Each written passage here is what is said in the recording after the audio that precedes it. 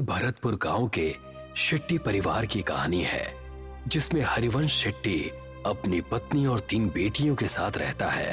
हरिवंश पेशे से इंजीनियर है और अपनी तीनों बेटियों को बहुत पढ़ा लिखा कर अपने पैरों पर खड़ा करना चाहता है। गांव के सभी लोग हरिवंश को बेटियों की पढ़ाई के बजाय उनकी शादियों के लिए पैसे जोड़ने की सलाह देते हैं, मगर हरिवंश शेट्टी अपनी मर्जी का मालिक है। वो किसी की नहीं सुनता सिवाय अपने। एक दिन अपने ऑफिस जाते हुए हरिवंश को रास्ते में उर्मिला चाची मिलती हैं। बेटा, मैंने तुम्हें मना किया था ना बेटियों को इतना पढ़ाने से, मगर मैंने सुना है तू उन्हें विदेश भेजने की तैयारी कर रहा है। हाँ चाची, आजकल के बच्चे पढ़े लिखे होते हैं और सब अपने पैरों पर खड़े होते हैं। मैं भी अपनी बेटियों को बहुत पढ़ाना लिखाना चाहता हूँ। एक बार अपने पैरों पर खड़ी हो जाएं, उसके बाद शादी की सोचेंगे। मगर बेटा, उनकी शादी। ओफो चाची, अभी वो तीनों बहुत छोटी हैं। तुम उनकी चिंता मत करो, मैं हूं ना, मैं सब संभाल लूंगा। इतना कहकर हरिवंश अपने ऑफिस के लिए निकल जाता है। उसके ऑफिस पहुंचते ही उसे खबर मिलती है कि गांव में भूकंप आया है और सब बर्बाद हो गया है। हरिवंश वापस घर पहुंचता है और देखता है कि उसका पूरा गांव बर्बाद हो गया है। अरे ये सब क्या हो गया? मैं तो लुट गया, बर्बाद हो गया। अब कैसे सब हो पाएगा? मेरी बेटियां कैसे विदेश जाएंगी और आगे की पढ़ाई करेंगी? अजी, नुकसान तो पूरे गांव का हुआ है, मगर भगवान की कृपा है कि हम में से किसी को कुछ नहीं हुआ। सभी लोग जल्दी से जल्दी गांव को खाली कर दो। सरकार ने कहा है यहाँ अभी और बड़े भूकंप आने वाले हैं। देखते ही देखते पूरा गांव नदी पार करने के लिए इकट्ठा हो जाता है। सभी नदी के किनारे खड़े जिट्टी का इंतजार करते हैं। वहीं हरिवंश शेट्टी का परिवार भी अपने नंबर का इंतजार करता है। हरिवंश किसी सोच में डूबा है, तभी उसके कंधे पर कोई हाथ रखता है। हरिवंश पलट कर देखता है तो वो डर जाता है। खून से लथपथ एक आदमी उससे कहता है, बहुत लंबा इंतजार करवाया है तूने, आखिरकार तू हमारी पकड़ में आ ही गया। हरिवंश उस आदमी को देखकर डर जाता है। वो आसपास देखता है, सभी लोग नॉर्मल हैं। ऐसा लगता है जैसे हरिवंश के अलावा किसी और को वो आदमी नजर ही नहीं आ रहा। कौन हो तुम और मेरा इंतजार क्यों कर रहे थे? आत्मा कुछ कहती कि तभी हरिवंश की सबसे छोटी बेटी उससे कहती है, पापा, हम कब से यहाँ इंतजार कर रहे हैं। सबका नंबर आ रहा है, मगर हमारा बोट में नंबर ही नहीं आ रहा। अब तो मुझे बहुत जोर से भूख भी लग रही है। क्या दिन देखने पड़ रहे हैं ना इंजीनियर। जब अपनों के साथ कुछ बुरा होता है ना, तो हमें कहीं चैन नहीं मिलता। सही कहा ना मैंने? मगर तुम हो कौन और मुझसे क्या चाहते हो? तभी हरिवंश की नजर नदी के बीचों बीच चल रही नाव पर पड़ती है, जहां से बहुत चीखों की आवाजें आ रही हैं। नाव नदी के बीच हिचकोले खाने लगती है। तभी हरिवंश की नजर नदी में कुछ आत्माओं पर पड़ती है, जो जेट्टी से कुछ लोगों को पानी में गिराने की कोशिश कर रहे हैं। जो आदमी नदी में गिरता जाता है, वो आत्माएं एक एक करके उनका गला मरोड़ती, तो कोई आत्मा किसी का खून पीती है। इतना भयानक मंजर देखकर हरिवंश मन में सोचता है, शायद इन आत्माओं को आदमियों से प्रॉब्लम है, इसीलिए ये सिर्फ आदमियों को मार रही हैं। अगर मैं मेरे परिवार के साथ गया तो ये मेरे साथ साथ उन्हें भी नुकसान पहुंचा सकती हैं, जो मैं बर्दाश्त नहीं कर सकता। इतना सोचते हुए हरिवंश वहां से उल्टा गांव की तरफ भागना शुरू करता है और उसके परिवार वाले उसे वापस आने को कहते हैं। अरे, वहाँ कहाँ जा रहे हैं आप? गांव में खतरा है, लौट आइए। हाँ पापा, वापस आ जाइए ना प्लीज। वहाँ मत जाइए ना पापा, वापस आ जाइए ना। मगर हरिवंश किसी की नहीं सुनता और गांव के अंदर भाग जाता है। वो जैसे ही गांव में जाता है, वो देखता है वहां कोई नहीं है, एकदम सन्नाटा छाया हुआ है। हरिवंश अपने उजड़े हुए गांव को चारों तरफ से देखता है। तभी उसे एक आत्मा उसकी ओर दौड़ती हुई नजर आती है। हरिवंश अपनी जान बचाकर वहां से भागता है। भागते भागते थक जाने के बाद हरिवंश एक सरकारी स्कूल की बिल्डिंग के बाहर बैठ जाता है। वहां भी उसे सब उजड़ा हुआ दिखता है। तभी दो छोटे बच्चों की आत्मा हरिवंश के पास आती है और उससे कहती है, अंकल, हम तो मासूम से बच्चे थे ना, आपने हमें क्यों मार दिया? अब आपका नंबर है। मैं इन बच्चों को क्यों मारूंगा भला? मैं खुद बेटियों का बाप हूँ। हे भगवान, ये सब क्या हो रहा है मेरे साथ? वहाँ मेरा परिवार भी अकेला है। मुझे लगता है इन सबको कोई गलतफहमी हो रही है। हरिवंश ऐसा मन में सोच रहा होता है कि तभी एक भयानक औरत की आत्मा वहां आ जाती है और हरिवंश से कहती है, जब अपने परिवार से इतना प्यार करते हो तो दूसरों के बारे में कभी क्यों नहीं सोचते? अब तुम मरोगे और बहुत बुरी मौत मरोगे। हरिवंश ये सब देखता है और फिर इधर उधर भागने लगता है। वो भागते भागते वापस नदी के किनारे आ जाता है, मगर इस बार वो देखता है कि वो जहां खड़ा है वहां कोई भी नहीं है।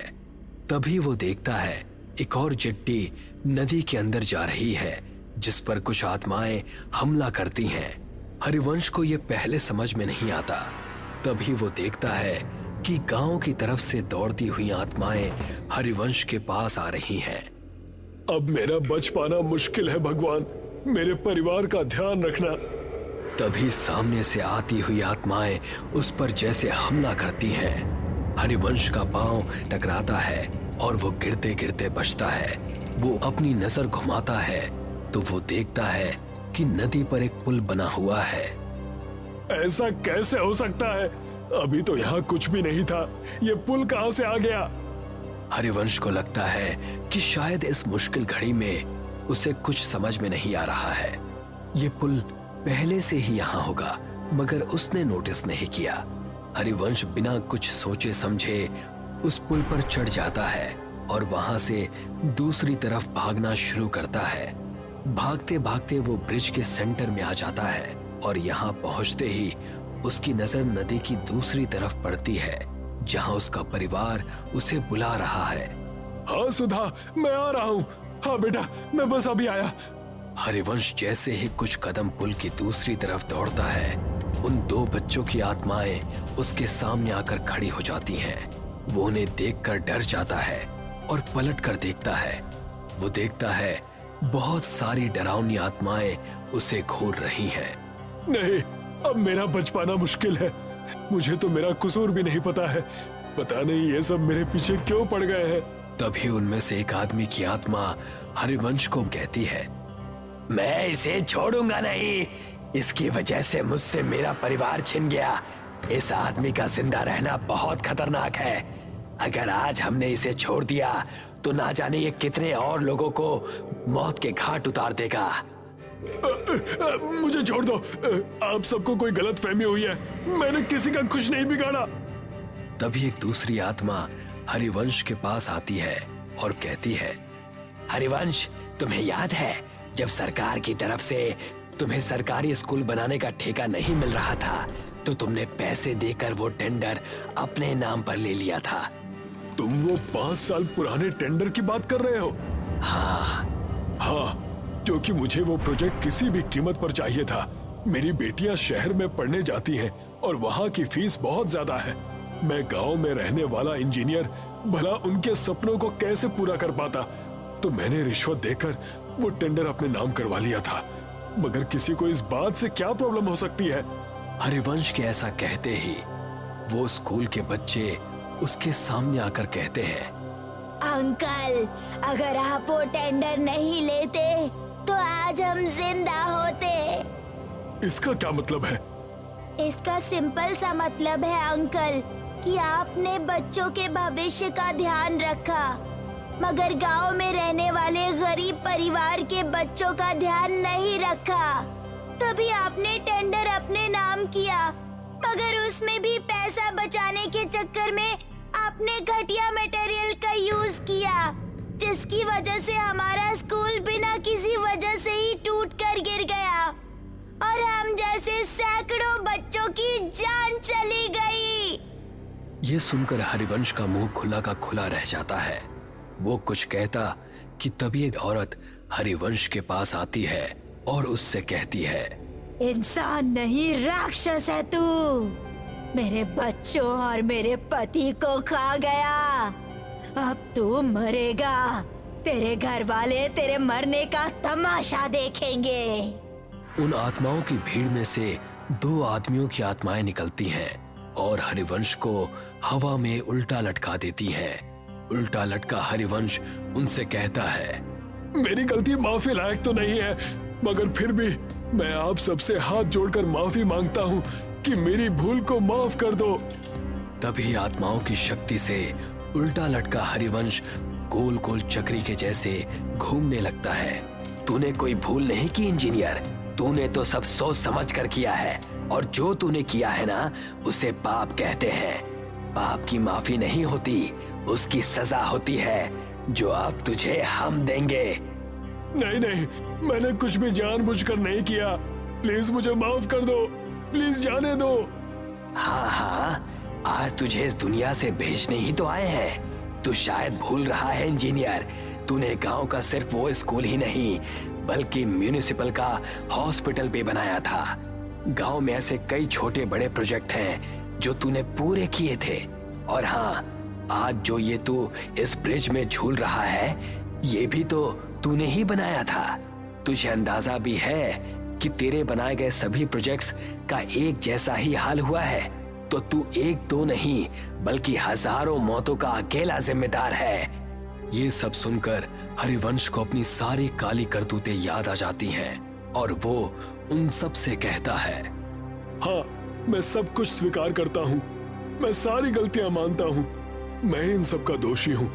मगर हर माँ बाप अपने बच्चों की खुशी के लिए कुछ भी करता है, तो मैंने भी मेरे बच्चों के भविष्य के लिए ऐसा किया था। हालांकि मैं अब ये बात मानता हूँ कि मैंने जो भी किया वो सब गलत था। हरिवंश की माफी से किसी को कोई फर्क नहीं पड़ता और देखते ही देखते वो आत्माएं वहां से एक एक करके गायब होने लगती हैं। हरिवंश को समझ में नहीं आता कि ये सब क्या हुआ। वो हवा में उल्टा लटका हुआ है, उसे पुल पर कोई नहीं दिखता, सब गायब हो जाते हैं। वहां उसके परिवार को चिट्ठी मिल जाती है।